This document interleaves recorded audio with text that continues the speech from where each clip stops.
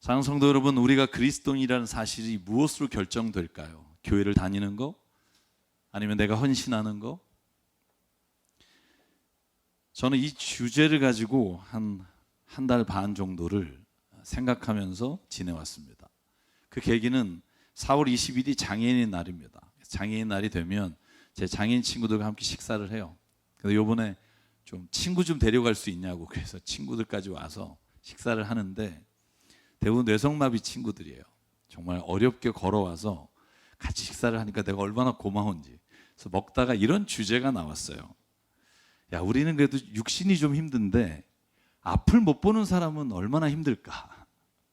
그렇게 얘기를 하다가 그 주제가 이렇게 바뀌었어요. 근데 시각장애인은 꿈을 어떻게 꾸지? 그런데 우리 중에 아무도 대답을 못하는 거예요. 꿈을 꾸겠지? 아니, 안 꿀 거야. 그러다가 제가 그 질문을 집에 와서 인터넷 찾아보고 좀 문서를 찾아보고 진짜 궁금했어요. 왜냐하면 선천적으로 시각장애이신 분과 후천적으로 시각장애이신 분들이 다르기 때문이에요. 제가 직접 만나서 이야기도 나눠보고 책을 읽어보니까 시각장애인분 중에 후천적인 장애를 가진 분은 자기가 눈을 떠서 볼 수 없었던 시기까지의 기억들로 꿈을 꾸시는 거예요. 아무리 새로운 사람을 만났어도 그 사람이 누군지를 본 적이 없으니까. 선천적인 시각장애를 가지고 태어나신 분은 한 번도 꿈을 꾼 적이 없는 거예요. 이렇게 상상이 되시나요? 꿈을 안 꾼다는 게? 근데 꿈은 꾸세요. 18%는요 미각으로 꿈을 꿨어요. 맛으로.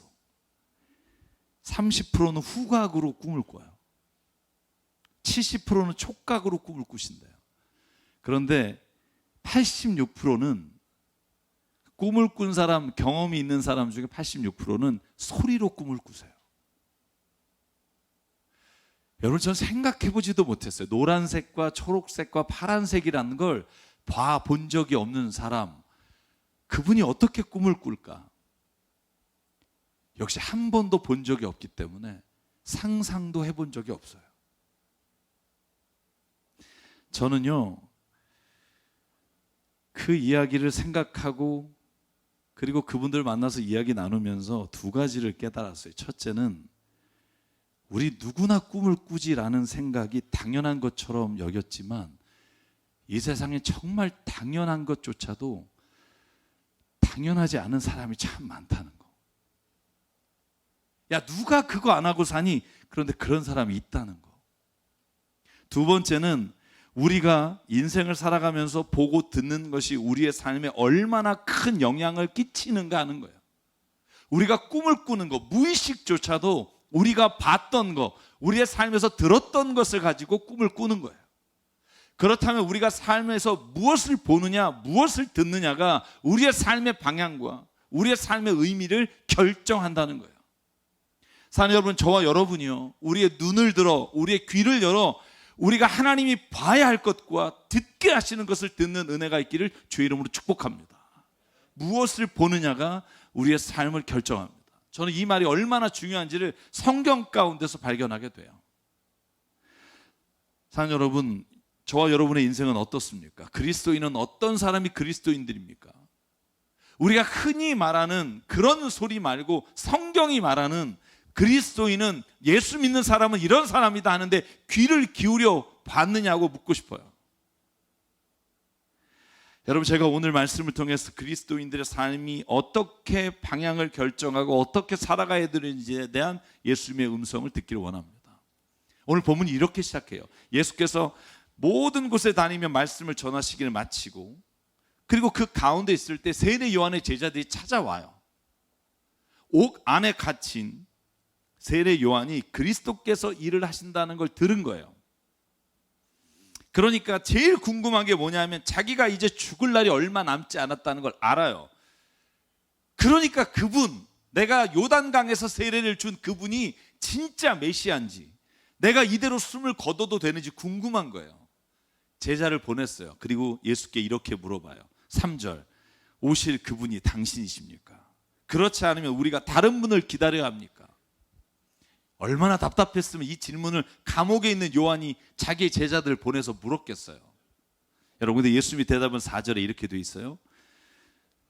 가서 너희가 듣고 본 것을 요한에게 알려라. 여러분, 예수님이 뭐라고 말하냐면 네가 듣고 본 것을 말해라. 그런데 내가 무슨 일을 행했니? 눈먼 사람이 보고, 다리 저는 사람이 걷고, 나병 환자가 깨끗하게 되고, 듣지 못하는 사람이 듣고, 죽은 사람이 살아나고, 가난한 사람이 복음을 듣는다.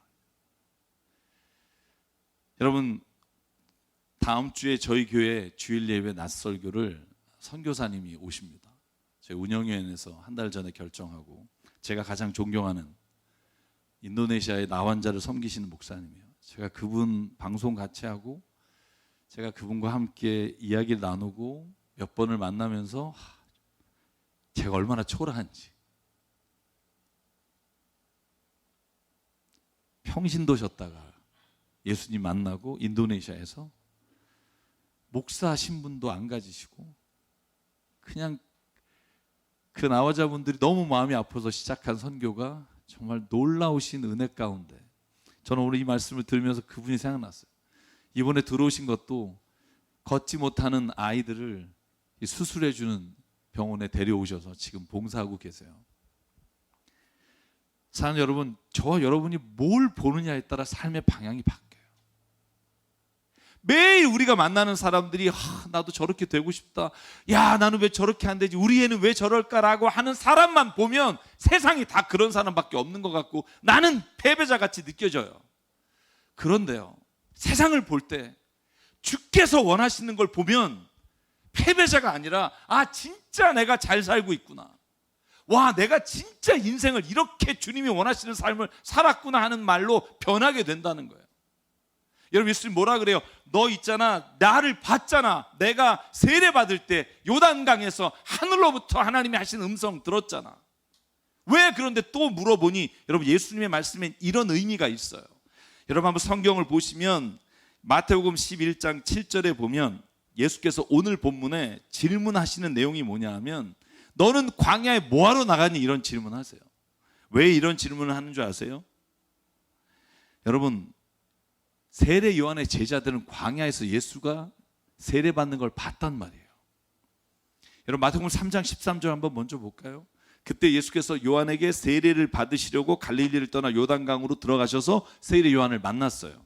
그리고 요한이 예수님을 보고 내가 어떻게 당신에게 세례를 줍니까? 그러니까 예수님이 내가 죄를 지고 가는데 너의 죄를 내가 감당하기 위해 내가 세례받고 죽어야 된다, 그 말을 듣고 세례를 베풀었어요. 여러분, 그때 16절과 17절에 보면 예수께서 세례를 받을 때 그때 하나님의 영이 비둘기같이 내려오고 하늘로부터 소리가 들렸어요.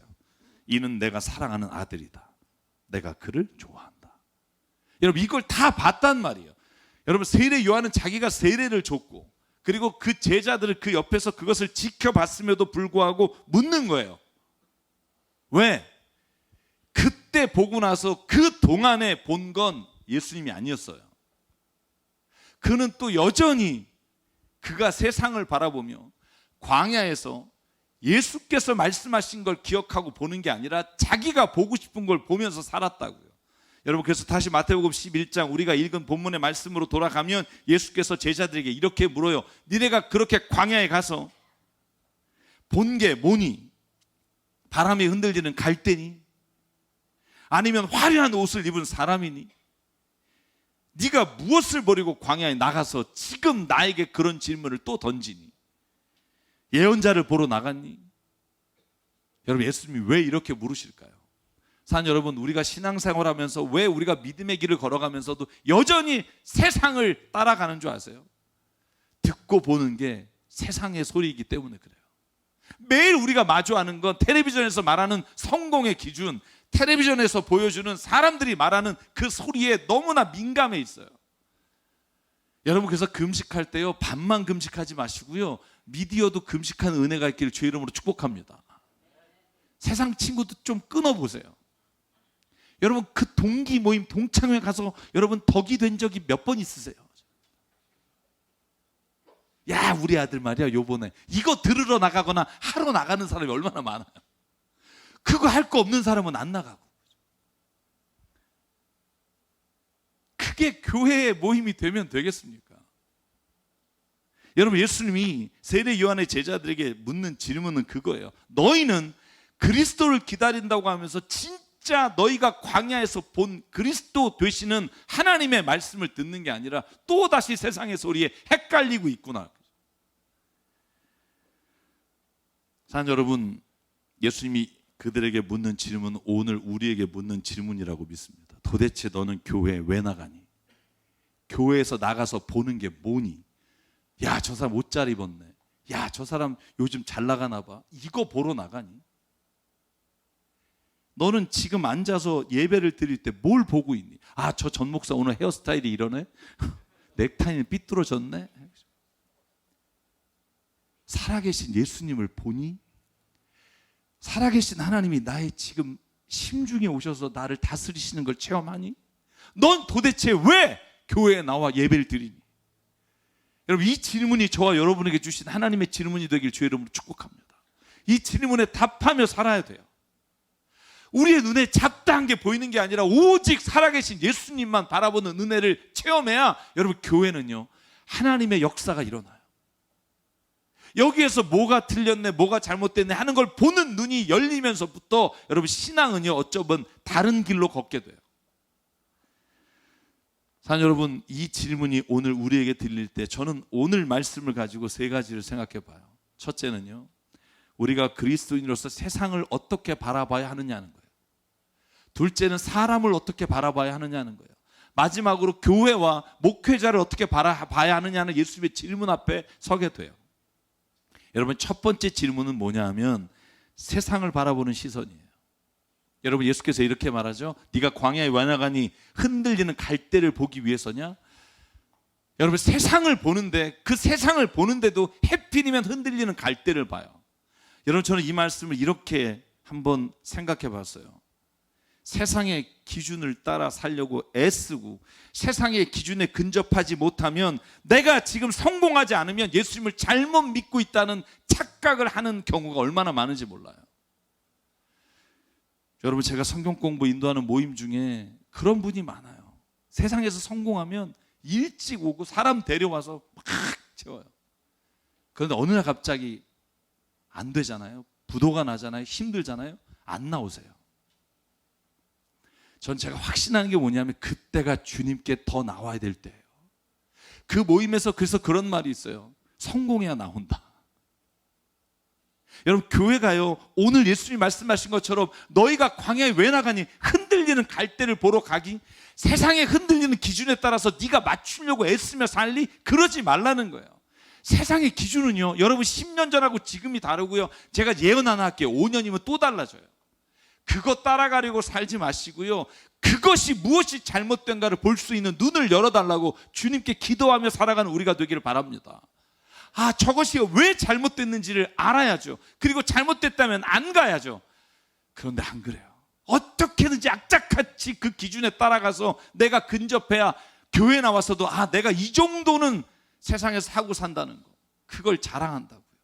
여러분, 교회에요, 얼마나 괜찮은 많은 사람들이 모이느냐가 자랑거리가 되면 안 되고 얼마나 괜찮은 사람이 나와서 예수의 이름으로 변화됐는지가 자랑이 되기를 소원합니다. 우리 교회는 말이야 누가 다녀가 아니라 우리 교회는 그 사람이 지금 이렇게 예수님 만나고 변했어. 그가 옛날에는 위에만 보다가 이제는 진짜 뭘 바라봐야 되는지 알게 됐어. 여러분, 이 말이 들릴 때 교회는 그 말과 소리로 하나님의 은혜로 채워지는 곳인 줄 믿습니다. 세상의 기준에 맞추고 살다 보면 여러분, 우리는요, 그것에 뒤치지 않으려고 애쓰지 예수의 말씀을 따라 그 세상을 바꾸려고 하지 않아요. 저는 적어도요, 우리 교회 교인이 얼마나 많은지 적은지를 떠나서 교회는 세상을 바꾸는 곳이라고 믿습니다. 이렇게 찝찝하게 아멘 하시면 안 돼요. 여러분, 교회는 세상을 바꾸는 곳인 줄 믿습니다.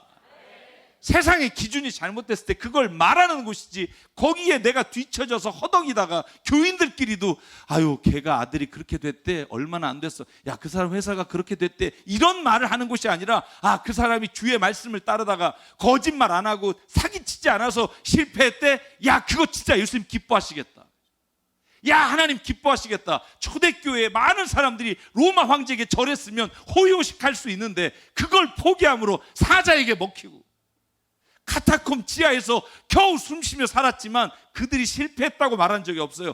네가 예수님의 복을 받은 자야, 하나님이 너와 함께 하셔. 여러분 이 말이 들리는 것이 교회가 돼야 되지 않을까요? 세상을 어떻게 바라볼 거냐, 우리가 보고 듣는 거에 따라 달라져요. 주위의 사람들과 함께 하세요. 큐티 나눔에 가서 얘기를 나누세요. 아니면 정말로 여러분과 함께하는 신앙인과 주의 이야기를 나누세요. 그러면 세상의 기준에 맞춰서 하는 자가 아니라 그 세상을 바꾸는 일에 하나님과 여러분이 함께 일하시는 능력을 회복하게 될 줄 믿습니다. 그래서 예수님이 세상을 떠나시기 전에 요한복음 17장에 이렇게 기도합니다. 이 기도가 얼마나 눈물 나는지 몰라요. 나 이제 아버지께로 갑니다. 내 기쁨이 여기 남아있는 자들의 속에 충만하길 바랍니다. 나는 그들에게 아버지의 말씀을 주었는데 세상은 그들을 미워합니다. 예수님 믿으면 세상이 미워한대요. 얼마나 마음이 아프겠어요. 나를 믿는데 그거로 세상에서 고난을 당해. 여러분 예수님이 그러니까 이렇게 기도하는 거예요. 주님, 그것은 내가 세상에 속하지 않은 것과 같이 그들도 세상에 속하지 않기 때문입니다. 내가 아버지께 비는 것은 그들을 세상에서 데려가시는 것이 아니라 악한 자에게서 그들을 지켜주시는 것입니다. 내가 세상에 속하지 않은 것과 같이 그들도 세상에 속하지 않았습니다. 진리로 그들을 거룩하게 하여 주십시오. 아버지의 말씀은 진리입니다. 아멘. 세상에 속하지 않아서 때로는 실패할 때가 있어요. 때로는 사람들이요 쟤 좀 덜 떨어졌다고 말할 때가 있어요. 근데 그게요 자랑이 되는 교회가 됐으면 좋겠어요. 그분 예수님 신실하게 믿는 것 때문에 그걸 포기했대. 교회에서는 그게 자랑이 돼야죠. 제 은사님께서 제게 이런 말씀 해주셨어요. 세상에 목회하고 혹은 신학하면서 살아갈 때 세상에서 성공 못하고 뒷걸음질 치고 꼴찌라는 생각이 들 때가 많을 거야. 예수 믿고 야 너 잘 나갈 수 있었는데 나 왜 이렇게 살지, 그런 생각이 들 때가 있을 거야. 그땐 말이야 달려가다가 도저히 꼴찌에서 면하지 못할 것 같지, 그러면 뒤돌아서 달려. 그럼 네가 1등이야. 뭐 위로도 아닌 위로를 주시더라고요. 꼴찌로 달린다고 생각할 때 뒤로 돌아 달려. 그리고 네가 표대를 정해. 그럼 네가 1등이야. 여러분 저는 이 말이 계속 마음에 남아요. 주님을 위해 살다가 여러분 세상의 경쟁에서 좀 뒤처지세요. 그래서 막 예수 잘못 믿는 것 같아서, 아니요, 때로는 예수께서 말씀한 것처럼 진짜 네가 나를 믿기 때문에 세상에서 그렇게 처질 때가 있어. 그럴 땐 뒤돌아 뛰어. 그러면 세상의 기준이 아니라 주님이 보신 기준에서 네가 1등으로 달리고 있다는 걸 보게 될 거야. 여러분 이 은혜가 저와 여러분에게 있길 주의 이름으로 축복합니다. 두 번째, 사람을 바라보는 시선이에요. 여러분 예수께서 뭐라고 딱 꼬집어 말하는 줄 아세요? 화려한 옷을 입은 사람을 보러 가느냐예요. 여러분 광야에 화려한 옷을 입은 사람이 몇 명이나 있겠어요? 가끔 있겠죠. 근데 광야라는 곳에 가서 화려한 옷을 입은 사람을 찾아. 그게 지금 세례 요한의 제자들에게 예수께서 하시는 말씀이에요. 사람을 여러분 이렇게 보기 시작하면 얼마나 괜찮은 사람에게 내가 붙어서 그 사람의 이득을 보려고 하는 일에 집중이 돼 있으면 여러분 우리가 인간관계에서 딱 하나를 가지고 사람을 보게 돼요. 그 사람이 나에게 이득이 되느냐, 이득이 되지 않느냐. 저 사람을 사귀는 게 도움이 되느냐, 도움이 되지 않느냐. 그래서 여러분 가끔 문제가 많잖아요. 아파트에 임대 아파트랑 같이 지어놓으니까 그 사이에 담장을 쳐놓고 학교가 같은 데로 배정되지 않게 해달라고 데모하고. 왜냐하면 걔네들은 너네 인생에서 야 아무 도움이 안 돼, 사귀지 마. 여러분 그런데요 성경을 읽어보면, 여러분 성경을 보면 그 기준이 완전히 반대라는 거 아세요? 누가복음 15장 선한 사마리아 사람 이야기를 들어보실래요? 예수께서 뭐라고 말해요? 대제사장과 레위가 그때 강도 만난 자의 곁을 지나가는데 피해서 갔다는 거예요. 왜? 별로 득이 안 되니까. 오히려 내가 그의 피를 만지는 순간 제사장으로서 레위로서 오히려 율법을 어기게 되니까, 쉽게 말하면 내게 득이 안 되는 거예요. 여러분, 제사장이 레위가 율법을 어긴다고 그럼에도 불구하고 그들을 치료했다고 사람들은 욕할지 모르나 저는 하나님이 기뻐하셨을 거라고 믿어요. 여러분, 선한 사마리아 사람은 어떻게 해요? 오늘 본문에 보면 이렇게 되어 있어요. 그 사람이 있는 곳에 있어 그를 보고 치근한 마음이 들어. 여러분 기억하십시오. 누구를 봤느냐 하면 그 옆을 지나는 제사장이 아니라 피를 흘리는 사람을 봐요. 그리고 치근한 마음이 들어 올리브 기름과 포도주를 싸맨 다음에 2달란트 틀 꺼내서 여관 주인에게 주고 채워요. 이틀치 품삯이에요. 적은 돈이 아닙니다. 그리고 돌아오는 길에 돈이 더 들면 내가 갚을게요. 여러분, 그런데 예수께서 10장 36절에 뭐라고 말하는 줄 아세요? 이게 사람을 대하는 예수님의 기준이에요. 같이 읽을까요? 시작. 너는 이 세 사람 가운데서 누가 강도 만난 사람에게 이웃이 되어 주었다고 생각하느냐? 그가 대답하였다. 자비를 베푼 사람입니다. 예수께서 그에게 말씀하셨다. 너도 이와 같이 하여라. 이득이 되는 사람을 만나는 게 아니라 내가 도움이 필요한 사람, 내 도움을 필요로 하는 사람이 눈에 보이는 거. 여러분, 이게 그리스도인이 사람을 바라보는 기준이 돼야 할 때일 줄 믿습니다. 그래서 여러분, 교회 안에서 우리가 나눔과 섬김과 교제를 할 때 참 안타까운 일이에요. 그게 쉽지가 않을 때가 있어요. 세상의 사람 관계와 세상에서 만났던 기준들이 그렇지 않으니까 교회 안에서도 그게 이루어지지 않을 때가 있어요. 근데 교회는요, 우리가 밖에서 뭘 하는지, 밖에서 어떤 일을 얼마나 존경받는지는 하나도 안 중요해요. 여기는요, 하나님 안에서 한 형제 자매예요. 여러분, 그걸 우리가 정말 믿고 그걸 사실이라고 진리라고 여기며 만나지 않으면 교회가 똑같이 세상이 돼요. 저는 오늘 예수님의 이 말씀을 기억하시기 바랍니다. 화려한 옷을 입은 사람을 보러 나갔느냐? 아니라는 거예요. 마지막, 교회와 지도자를 바라보는 시선이에요. 여러분, 예수님이 이렇게 물어요. 네가 예언자를 보러 나갔니? 예언자가 누구예요? 예수님을 예언하는 사람, 하나님의 역사가 일어날 것을 예언하는 사람이에요. 그런데 오늘 예수님이 뭐라고 말해요? 예언자를 보러 나가니? 그렇다, 맞다. 세례 요한도 예언자가 맞다. 그런데 그걸 보지 말라는 거예요. 그들이 가르치는 자를 보라는 거예요. 예언자를 보러 나가느냐? 틀렸다는 거예요. 그들이 말한 자를 보라는 거예요. 그게 누구예요? 예수 그리스도. 사랑하는 성도 여러분, 소위 예언을 하는 사람, 교회 목회자, 그 목사나 아니면 그 이끌어가는 사람을 바라보고 그 사람에게 칭찬받는 것보다 그 사람이 말하고 있는 예수 그리스도를 바라보며 예수 그리스도의 칭찬을 받기를 기뻐하는 사람이 되기를 주의 이름으로 축복합니다. 저도 마찬가지예요. 교인의 기쁨을, 교인의 박수를, 교인이 좋아하는 걸 하는 사람이 아니라 진짜 주님이 기뻐하는 걸, 때로는 방향이 달라도 그걸 말하는 사람이 목사여야 한다고 믿어요. 외로워도요, 우리가 그렇게 서로 가야 된다고요. 마태복음 11장 11절에 이해 안 가는 본문이 있어요. 세례 요한이 여자가 낳은 사람 중에 정말 크다. 그런데 하나님의 나라에서는 아무리 작은 자도 이 요한보다 크다. 여러분, 이 말은 신학적 의미가 있어요. 제가 시간 때문에 설명은 다 빼고 신학적으로 말하면 세례 요한은 구약의 인물의 대표예요. 구약의 마지막 사람. 왜요? 예수님의 고난당하시고 죽고 부활하시는 걸 목격하지 못해요. 제가 본문에 읽지 않겠지만 마태복음 14장에 보면 감옥에서 세례 요한은 목 매어서 죽어요. 그 이후에 예수께서 사역하시고 예수께서 죽으시고 부활하시는 걸 본 건 우리 살아있는 사람들이에요.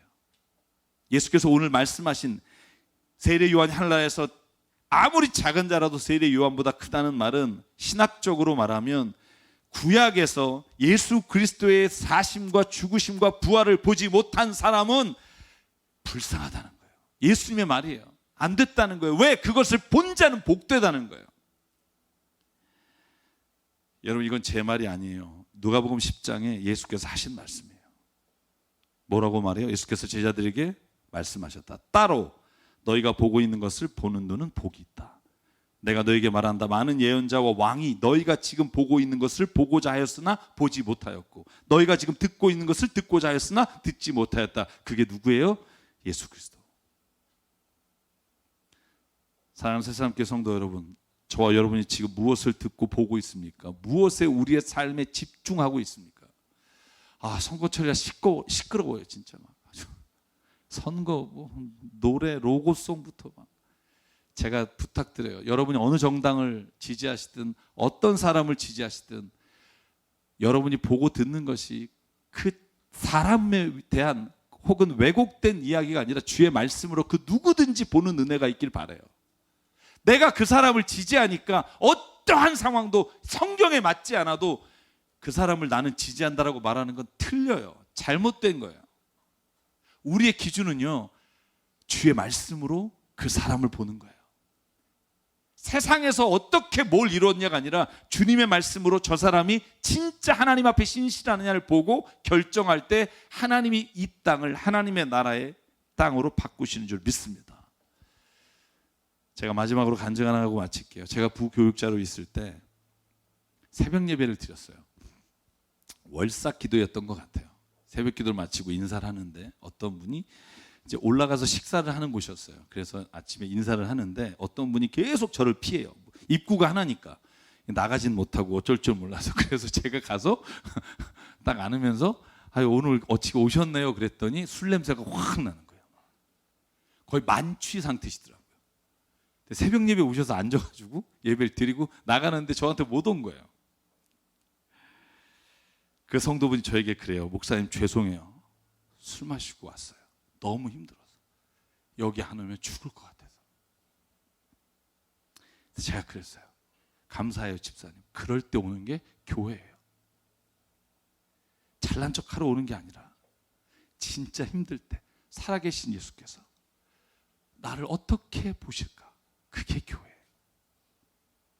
성도 여러분, 괴로워도 교회 오십시오. 망해도 오십시오. 술 마셔도 오십시오. 그래서 주님을 보고 들으십시오. 그러면 살리라. 우리가 지치고 쓰러져도 주님 앞에 와야 주의 말씀을 들어야 다시 우리의 길이 보이고 우리의 살아갈 방향이 보입니다. 그래서 오늘 우리가 읽은 마태복음 11장을 예수께서 이렇게 마치고 계세요. 같이 읽고 오늘 말씀을 마칠게요. 시작. 수고하며 무거운 짐을 진 사람은 모두 내게로 오너라. 내가 너희를 쉬게 하겠다. 나는 마음이 온유하고 겸손하니 내 멍에를 메고 나한테 배워라. 그리하면 너희는 마음의 쉼을 얻을 것이고 내 멍에는 편하고 내 짐은 가볍다. 아멘. 사랑하는 성도 여러분, 오늘부터 우리의 보고 듣는 것이 주님이 원하시는 길이 되기를 주의 이름으로 축복합니다. 그렇게 될 때 우리는요, 언젠간 보게 될 거예요. 예수께서 우리의 삶의 인도자가 되셨다는 걸. 그 삶을 원해서 우리가 이 교회에 나오고 그 삶을 원해서 우리가 함께 나누는 은혜가 있기를 바랍니다. 오늘 그래서 이 찬양 함께 부르고 싶어요. 이 찬양 제가 말씀을 전할 때 여러 개의 찬양 중에 오늘 아침에야 결정을 했는데 그냥 이런 분이 있다면 오늘 하나님의 말씀을 듣기를 원해요. 고단한 인생길 힘겨운 오늘도 예수 내 마음 아시네. 지나간 아픔도 마주할 세상도 예수 내 마음 아시네. 믿음의 눈 들어 주를 보리 이 또한 지나가리라. 주어진 내 삶의 시간 속에 주의 뜻 알게 하소서. 오늘 주의 살아계심을 눈을 들어 보기를 주의 이름으로 축복합니다. 아멘. 고단한 인생길 힘겨운 오늘도 예수 내 마음 아시네.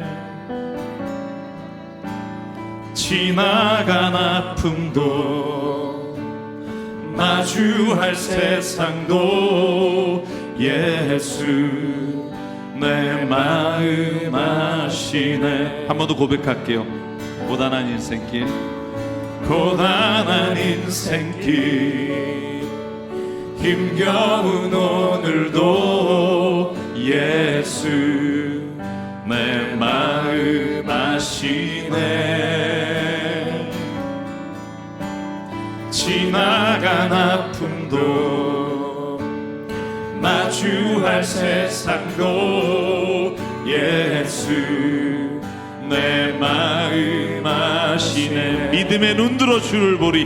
믿음의 눈 들어 주를 보리. 이 또한 지나가리라.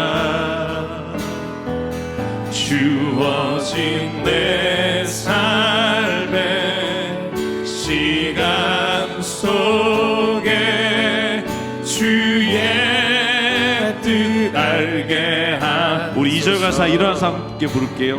하루를 살아도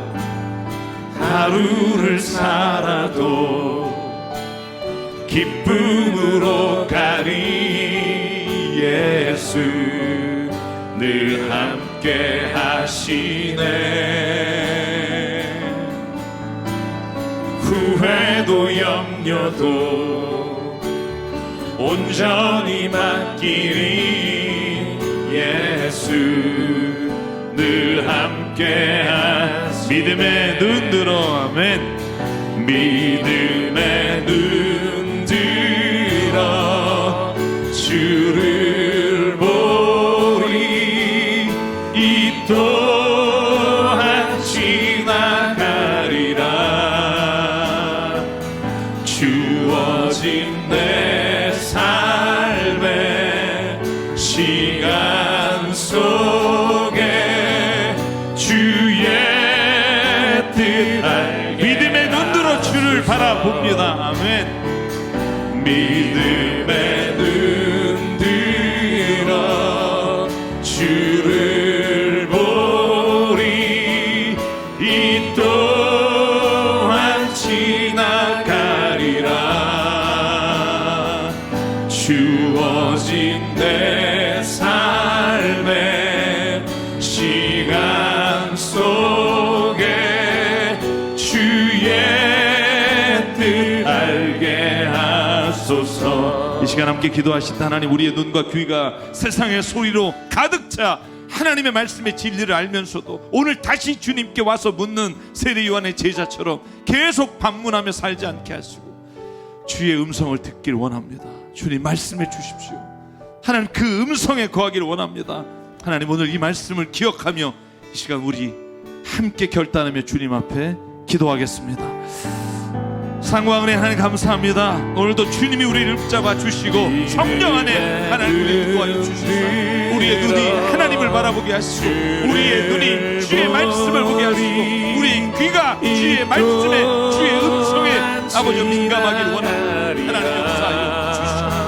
내가 보는 것이 아니라 하나님이 내게 보기를 원하시는 삶, 아버지 그 세상을 바라보고 살게 도와주시옵소서. 아버지 내 안에 있는 모든 연약함과 부족함과 많은 것을 예수의 세워지기 원하며 능력 가운데 이끌어주시고 하나님 아버지 붙잡아 주시옵소서. 내 마음에 하나님 모든 무너졌던 것 세워주시고 아무리 힘들어도 주님 주의 말씀 앞에 주님의 예배 앞에 나와 주님을 기대합니다. 하나님이 채워주시고 하나님 말씀에 하나님이 그 안에 주는 자가 이끌어 주시옵소서. 인도하실 주시옵소서. 역사하실 주시옵소서. 하나님의 성령 아버지 날마다 주시옵소서. 주의 뜻 알게 하소서. 사랑과 은혜 하나님, 오늘 이 시간 우리의 눈과 귀가 주님을 믿는다고 하지만 날마다 세상의 소리와 눈에 보이는 것들에 의해 유혹받고 그것을 따라가는 삶이 주님을 잘 믿는 거라 스스로 위안하며 살아간 우리인 것을 고백합니다. 아버지 하나님, 주의 말씀을 보게 하시고 귀를 기울여 주의 음성을 듣게 하시고 오늘 그래서 결단하며 하나님 우리가 주님이 원하시는 것, 주님의 나라와 뜻을 위해 하나님 어디로 가야 될지를 결단하며 살아가는 우리가 되게 인도하여 주시옵소서. 우리에게 주신 생명과 시간과 달란트와 모든 물질이 주님이 주신 것임을 믿음으로 고백하며 이 시간 예물을 주께 드립니다. 사용되는 곳마다 하나님의 나라와 뜻이 이루어지게 하여 주시옵소서. 이제는 우리 주 예수 그리스도의 은혜와 하나님 아버지의 무한하신 사랑과 성령님의 감동, 감화, 충만, 교통, 위로하심이 오늘 이 시간 우리의 눈을 들어 주님을 바라보기를 소망하며 주님이 가신 길을 기억하며 살기를 다짐하는, 여긴 한 분 한 분 머리 위에, 그 가정과 일터 위에 주님 세우신 새사람교회 위에 지금부터 영원토록 함께 하시기를 간절히 축원하옵나이다. 아멘.